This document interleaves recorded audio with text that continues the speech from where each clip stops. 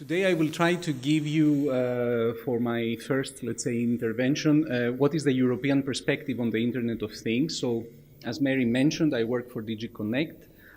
We are not directly related to the CITS file. We are, of course, participating in all the reflections and the discussion. But I want to give you more the Internet of Things perspective, and the way we look at things is a bit more cross-sectorial than just transportation and mobility. So the European Commission has identified IoT as a main growth area, and that is why since a year and a half there is a unit in DigiConnect that deals with the Internet of Things, and I have the pleasure to be in that unit. We are looking at not only the research and technology aspects, but we are looking also at the various policy, standardization questions. So this is the overall, let's say, framework that I will try to present. Very briefly, just to get you a bit into the picture of what we have as our pillars of action. The European Commission published last year the Digitizing European Industry Strategy, and part of it was a so-called staff working document on advancing the Internet of Things in Europe. So there we define 3 pillars of action, which you can find on this slide. The first is to create a digital single market for the Internet of Things. The second one is to actually enable and develop a dynamic ecosystem around the Internet of Things. And thirdly, to make sure that IoT is human-centric, that it supports and respects all the values that we have in Europe about technology, not just the technology per se, but also the benefit that it has, for example, for the citizens. And based on this action plan, we have an implementation strategy with many more points than the ones on this slide.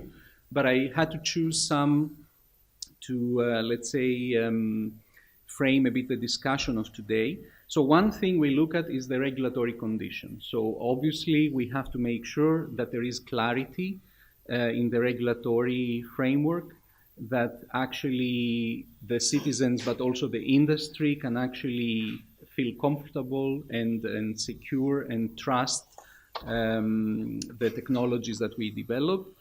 And that's why we are looking into, for example, the liability framework that Mary has mentioned in the beginning. We are looking at cybersecurity questions. We are looking at certification, interoperability, obviously, some spectrum questions, and we are also trying to support, as I said before, this ecosystem that is being built around the Internet of Things, and not only, namely also by supporting an alliance for IoT innovation, this so-called AIoTI, which is kind of difficult to pronounce as an acronym. So we call it the alliance.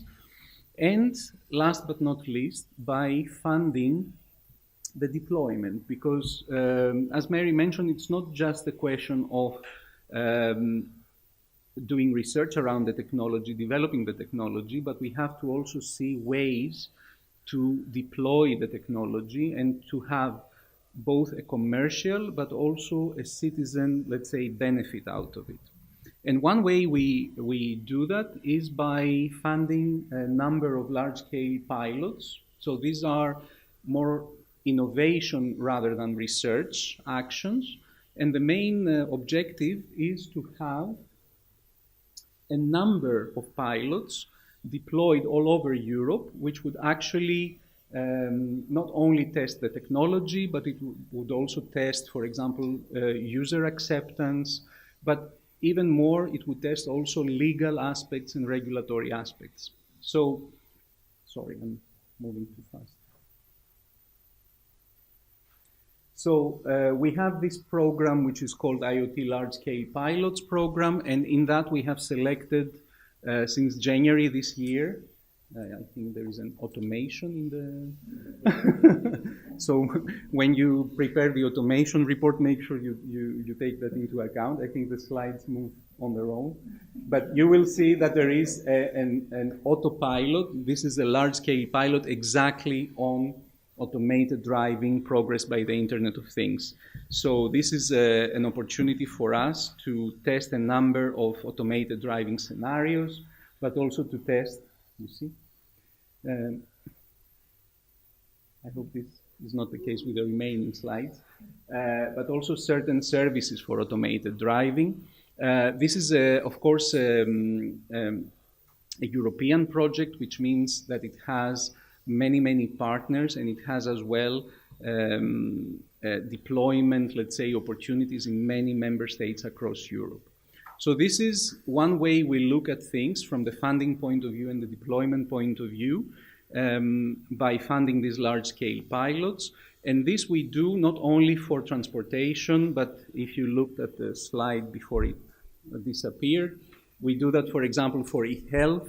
So we have also that, let's say, vertical market. We look at smart cities, we look at energy, we look at wearables, etc. But it's not only about that.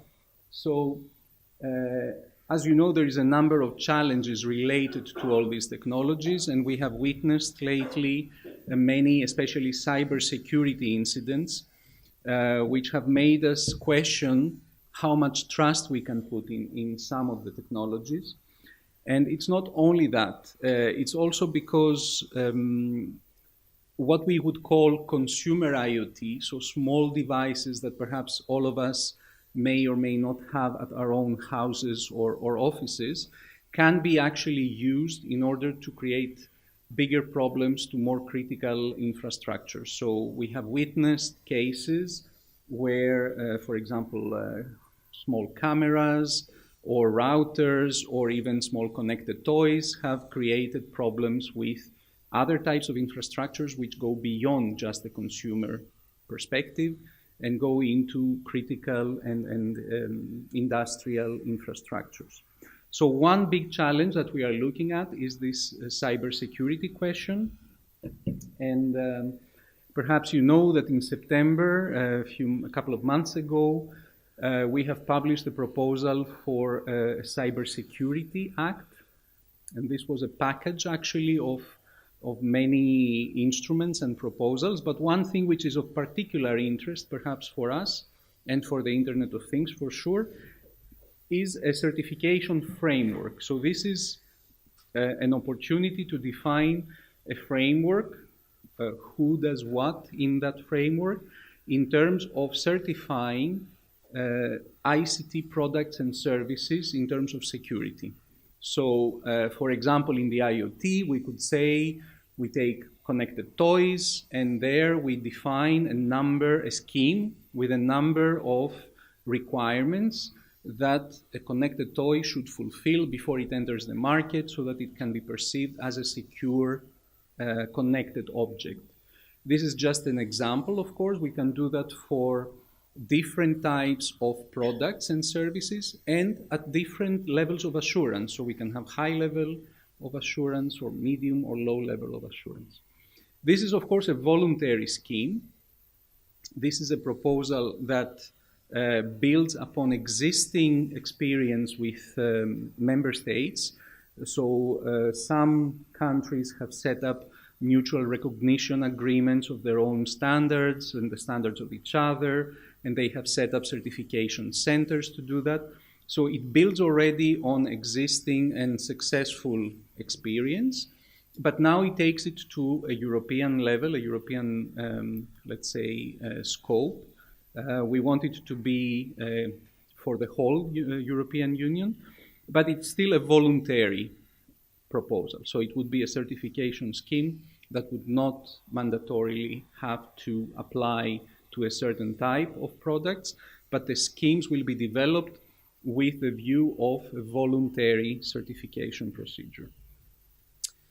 I'm just trying to touch upon the various issues, and I'm sure we will have more opportunity to discuss them later. So I would like to quickly go to privacy. This is another challenge that actually we face with all these emerging technologies. So privacy data, access to data, localization of data. It is a huge discussion. Everywhere I go, I was not, and I'm still not an expert in data protection, but everywhere I go, I get at least a couple of questions about the general data protection regulation, GDPR, and what will be its impact. And the fact that there was this transition period until May next year made it even more difficult because the anticipation is so big that people are actually more and more discussing about it, and they are more and more scared about it. It has certain elements which we believe are extremely positive and beneficial. For the first time, a regulation, so a piece of legislation which applies throughout Europe without the need for transpositions and amendments, etc., will be in place.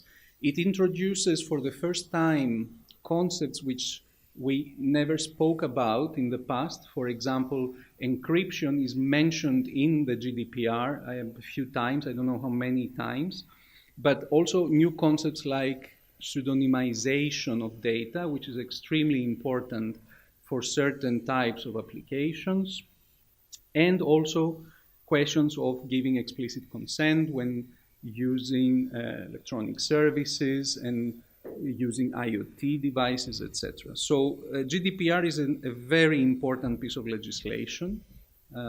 We will see between now and May, but most importantly after May 2018, what will be its impact. And we hope that it will be also not only to protect citizens' fundamental rights, but also to facilitate business by simplifying the rules. Last thing I want to say, so last challenge that we are looking at, is the question of liability. So the question of liability is something that the Commission has studied since many, many years. We have a legal basis in place regarding products. So this is the famous Defective Product Liability Directive, which the Commission is actually currently evaluating, because we have this obligation every few years to do an evaluation of the legislation. And we are also looking at whether the existing legal basis is fit for purpose for new emerging technologies like the Internet of Things. So we are actually challenging or reflecting upon a number of concepts like what is a product? Is IoT a product? Is it a service? Is it a product that comes with a service? What about the concept of producer? Okay, I have built something, I have put it into the market, I am the producer of it, but this object has self-learning capabilities. So it learns as we go by, and the user is actually teaching the object. So who is actually the producer of this new self-learned behavior? Is it the original producer, or is it me who has taught the object how to behave? We are also challenging a bit the concept of damage. So currently in the legal basis, damage is only, how do you say, in terms of physical damage, either you as a person have suffered or some of the property that you own has been damaged. But what about data? Is data property? And what if data gets corrupted? But also we look at data or corrupted or lost data as a cause of a damage. So we look at it as damage and as defect as well. And we are also questioning the burden of proof, which currently lies with the victim. So we are studying a number of possible options about liability. Some of them were presented in the data economy package in January this year. And we are looking at other options as well, including the possibility to develop a more horizontal approach to the liability question, which would cover, I would quote Attila, a technology-neutral approach, which would be, let's say, applicable perhaps not only for connected cars, but it could be also applicable for other types of connected objects. So we are looking at all these options, including insurance schemes that may or may not accompany the liability option that will be chosen in the end.